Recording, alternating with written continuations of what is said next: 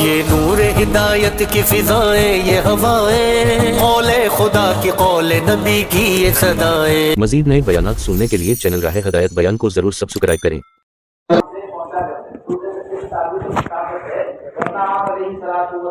بہت اہتمام سے اس زمانے میں جبکہ بجلی پانی کا کوئی انتظام نہیں اور اندھیرا اور اس زمانے کی گرمی کی شدت، اس کے باوجود کی سخت چلچلاتی دھوپ میں آپ اپنے ساتھ اپنے طلبا کو لے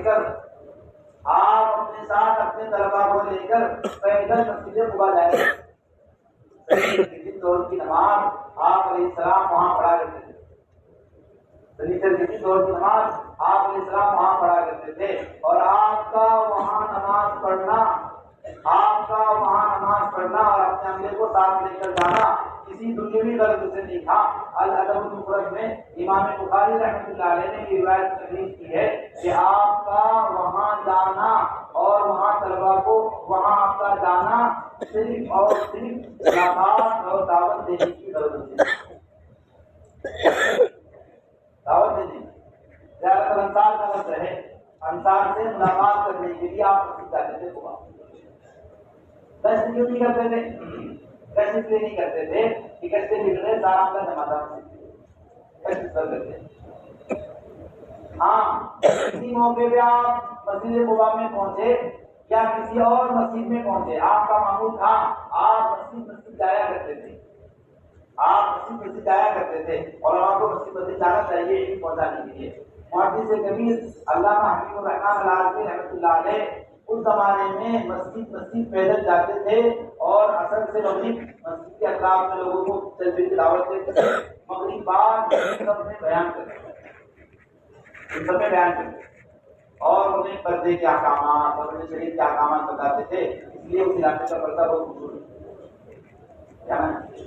مسجد جانے کا نظام قائم کرنا ہے کہ جہاں جس کو بتانا ہوگا انسان پہنچ جائیں گے، پہنچ جائیں گے کہ جی پہنچ گئے۔ حضور پاک علیہ السلام کسی ایک مسجد میں وہاں ایک صحابی موجود نہیں ہے، تو آپ نے پوچھا صحابہ سے وہ قرآن کہاں ہے؟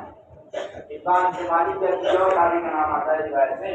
آپ نے پوچھا کہ صاحب آپ کی مسجد کے ساتھی میں ایک ساتھی نہیں ہے، آپ نے گشت کی جماعت بنائی، اور بھیج کر کہا انہیں بلا کر لاؤ، وہ جماعت کی اور جاکر موجود ہے۔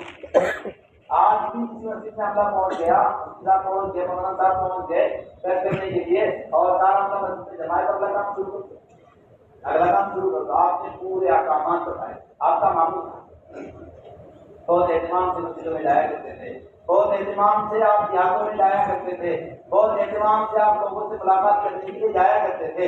آپ علیہ السلام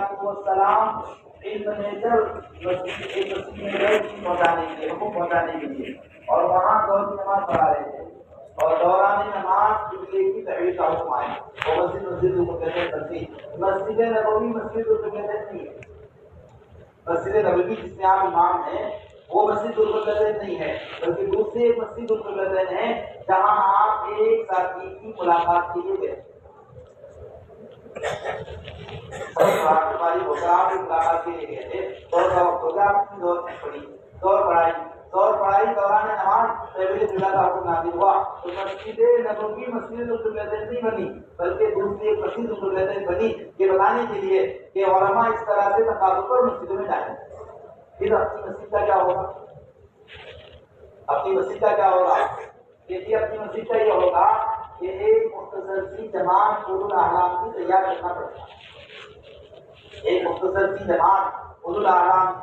کرنا پڑے گا، اس لیے کہ عالم صاحب اور مفتی صاحب اور مولانا صاحب صرف اس مسجد کی ذمہ دار نہیں ہے، بلکہ پورے علاقے میں دین پہنچانے کی ذمہ داری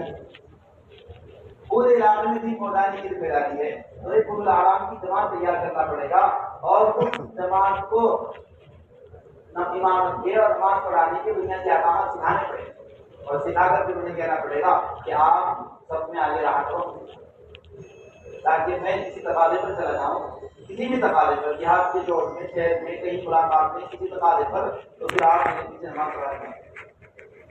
یہی آپ نے کیا تھا۔ روایت میں ہے آپ علیہ السلام نے اپنے سب طلبا کو ان کو حکم دیا کہ نماز ہو تم آگے آ جائے.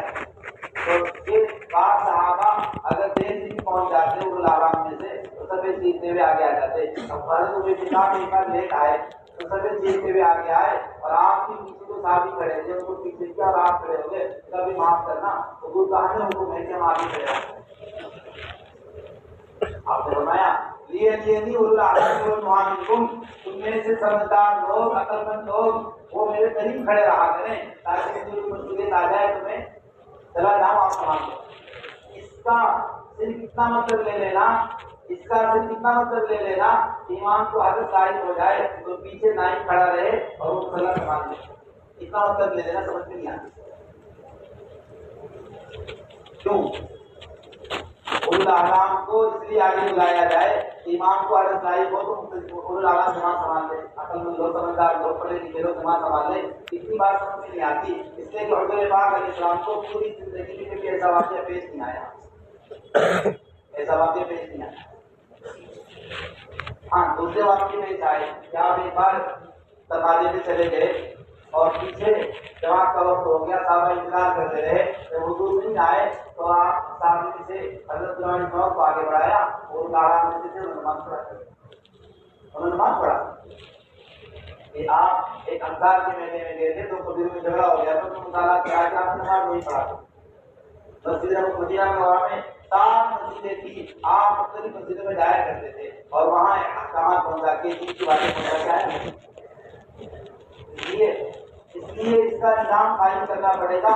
اگر تھوڑا سا خروج ہے, مختصر خروج ہے, آپ آس پاس کے دیہاتوں میں شہر کے مختلف تقاضوں پہ جانا ہو, امامت کا یہ نظام قائم کریں گے اور مدرسے میں تدریس کا پوری کر کے جائیں گے.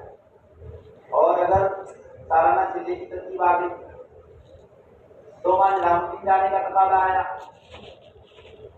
2 ماہ نظامالدین جانے کا تقاضا آیا, 5 ماہ کی جماعت بن گئی اسے لے کر جانے کا تقاضا آیا. حضرت نے فرمایا صبح کہ 5 ماہ کی جماعت میں عالم کا ہونا ایسے ہی ضروری ہے جیسے مشکلات کی جماعت میں محرم کا ہونا چاہیے. بلا محرم کے کوئی عورت نکل نہیں سکتی اور بلا محرم کے حج پہ بھی نہیں جا سکتی. عورت پر غور کرتے ہیں, عورت پر حج فرض ہونے کے لیے اس کا تنہا خرچ ہونا کافی نہیں ہے.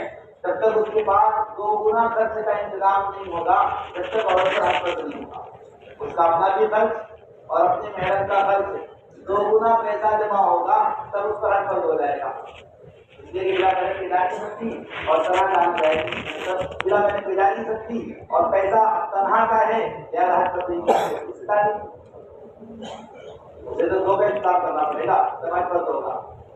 تو جس طرح سے بیرون جانے والی 5 ماہ کی جماعتیں جس طرح مشکلات کی جانے والی جماعتوں میں محرم کا ہونا چاہتے ہیں, اس طرح سے فرما رہے تھے کہ 5 ماہ کی جانے والی جماعتوں میں علماء کا ہونا ضروری ہے. یہاں کا چلنے کے بعد کی انہوں نے سنایا کہ اس ملک میں ہم نے محنت کی, بہت محنت کا نظام بنایا, لیکن جب وہاں مسائل کا مسئلہ آیا اور اس سے بات کرنے کا مسئلہ ہے, میں بھی نہیں آتی تھی اور مسائل بھی معلوم تھے, تو پورے ملک میں ہم کچھ نہیں کرتے. طلب پیدا مزید نئے بیانات سننے کے لیے چینل راہ ہدایت بیان کو ضرور سبسکرائب کریں.